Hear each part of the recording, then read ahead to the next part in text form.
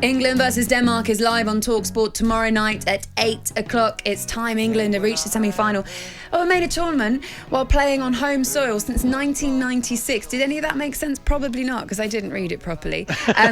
One man who played against the Germans all those years ago and also shared a dressing room with Gareth Southgate. And he joins us now. A very good morning to Teddy Sheringham. Good morning, Teddy. Good morning, Teddy. Nicely said, Laura. You pronounced that very nicely. I have not had the best couple of days, if I'm really honest with you, but I can get away with it because everyone's excited, right? We're all in the spirit, and that's probably what I've had too much of, to be fair. Teddy, is it coming home? I definitely think so. Yeah, I think it's tougher than what people think. You know, the Danes is going to be a real tough game tomorrow, but I definitely think it's coming home. Yeah, I'm on that bandwagon. Yes. Teddy, do you think this game against Denmark tomorrow will be the hardest game they've played this tournament? We know they've played Germany and that was relatively comfortable, but do you think this will be their toughest test? Yeah, without a doubt. I mean, we all know what it's like when a team is all pulling in the same direction. You know, they've been galvanised for whatever reason. The Danes, you know, have been well documented, but they just look like a team outfit. It's going to be a real tough game. They've got players that can win the game in a second as well. But just the fact that they've got that team unit, very much like the England game, that's what makes it England team. Sorry, that's why it makes it such a tough and tough call to see who's going to go through. But I think we should just scrape it. Ted, I was going to say to you, mate, England have been really impressive. Really impressive. What's impressed you most about England so far in the tournament? Has it been the forward play? Has it been Phillips and Rice? Has it been defensively not losing a goal? Or is it perhaps a combination of a lot, mate? I think it started from the very first go. You know, we go into the Croatia game. You know, they knocked us out the World Cup 3 years ago. And, they dictate football to you with the way they played. And Gareth and his staff have obviously looked at that and just thought, we cannot let that happen again. So we got two midfielders in there that stopped them playing the way they did against us in the World Cup. And I think it just stopped them in their tracks. You know, we got in front like we did in the World Cup, but we played away to stop them from getting back in the game. And that was testament to Gareth. And I think him having that idea and the way they had to win the game, I think that gave all the players a lot of confidence in their manager to say, he knows what he's talking about, this fella. And I think they've just stuck by him through thick and thin. And, you know, everything he says is golden at the moment. And long may it continue. It's just carried on from there. I'm not sure what he said about playing against the Scots, but at the time I was dismayed couldn't believe that the Scottish lads were happy with a draw because they still had to play the Croatians, you know, the World Cup finalists 3 years ago. So that was never going to be easy. If they was ever going to get 3 points in the tournament, it was against us on that night when we weren't probably at our best, but everyone settled for a draw. We were happy. We were through to the next round, and the Scots had still a mountain to climb. So everything's gone along a smooth path from there. Talk to us about the team, because when you look at the bench that England have, whichever way that Gareth decides to set the 11 up, the bench is always incredibly strong, isn't it? Is that the strength against the Danes? Is that the kind of difference between the teams, you feel? Well, the longer you go into the competition, you're playing every 3 days now, and it takes, you know, the adrenaline rush of playing. You know, if you've got the same players playing in every game, you know, the ups and downs and getting yourself back up and starting from afresh again, you know, you should be okay because you're playing in a major competition. But playing at Wembley as well, you know, the atmosphere and the pitch is very draining, as we've seen over many years. Lots of people getting cramped. So to have at your disposal players that you can chop and change and give you a different variety of what they bring as well when you bring them on. I mean, you could either go for, at the moment, with the team that's set up, you could put on Grealish, who retains the ball and drives at you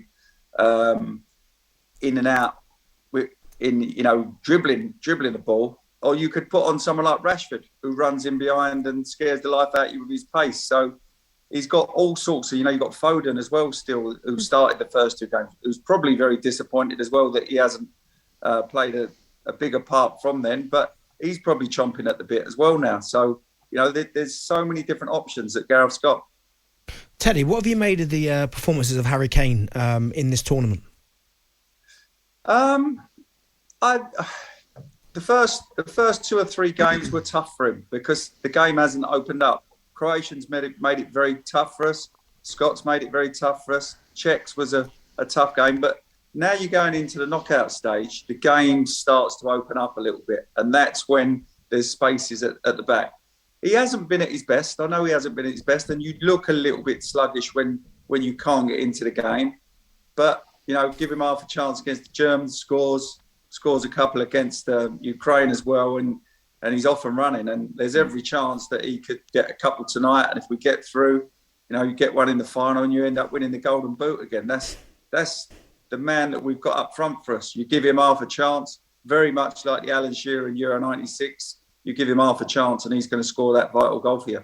Teddy, speaking of Euro 96, Stuart Pearce actually said that comparing the two squads, that this squad now currently is better than the 96 squad, with the exception of the left-back position, actually. You did say that. Just wondered what your thoughts were on that. I would say it's a very different squad. Ours was a very, very experienced team. A lot of captains all over the pitch. There was probably, there was 8 or 9 captains, club captains, and 2 or 3 that weren't. In this team, I would say there's 2 or 3 captains and 8 or 9, but they've got youth and inexperience and haven't been through the mire with all the problems that losing on penalties or whatever. You don't have that. They're still fresh. They still want to go out there and just give it their best and see where it takes them, and that could be vital for us in the next 2 games. Terry, tonight's game, I think it'll be a classic tonight, Spain versus Italy. Almost impossible to call me. I'm probably leaning towards Italy just. I mean, the record's unbelievable, 32 unbeaten, but how do you see it going? Yeah, I make you right. I think it's again another tough call, but just from their defensive abilities, the Italians look that little bit more formidable. Spain can open you up at any time, the way they play the football, they move you around, but I just think the Italians have got that unity in the squad again. I love the way Mancini and Vialli are having fun on the sidelines as well, and I think the Italians will just scrape it. Teddy, earlier Laura put me on the spot, so I'm doing the same thing to you, and she asked me to rank the centre forwards between Kane, Lineker, Shearer and Rooney, so I'm going to ask you the same question in terms of, for you, which is the best? Sorry. Oh, that is a tough question. I know it's tough. Teddy, if you want to make it easy, you can take Rooney out of it and go... No. You want to leave him in there? Leave him in there. Oh, that's a tough one. We'll be talking just goal scorers or all-round abilities? All-round number 9 play? Well, originally we were talking about just goal scorers. Well, you'd rank them in how many goals they've got for England then, I suppose, wouldn't you? That's the easy way of doing it. That's the be-all and end-all of that. Have some of that, Benty. I said Rooney won. Yeah, exactly. You put Rooney to the top, so...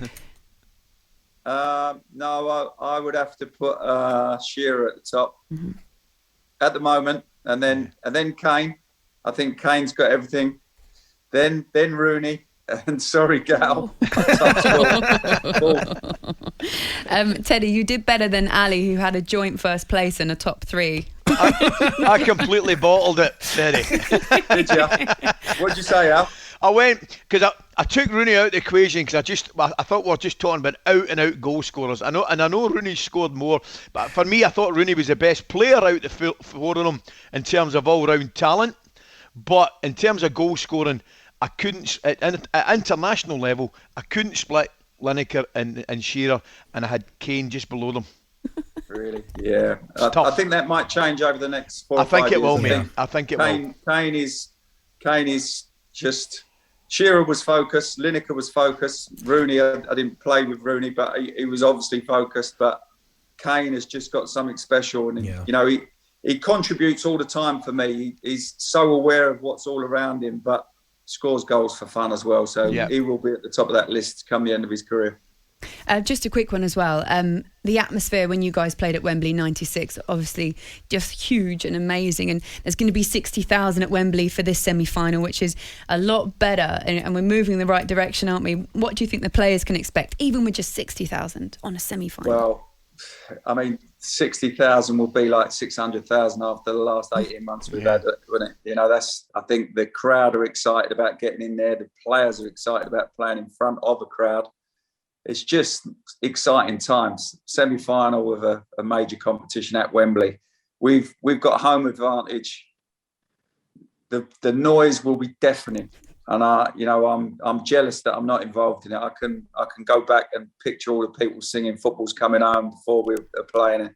Just looking around, it's very hard to take in, but you just have that little glimpse. You know, you've got to be so focused in what you're doing, what you're there for. But you know, you can just have a little look around the stadium and go, "Wow, this is what all the sacrifices were for when you were staying in on those Thursday, Friday nights for your game on a Saturday morning. You're practicing every day."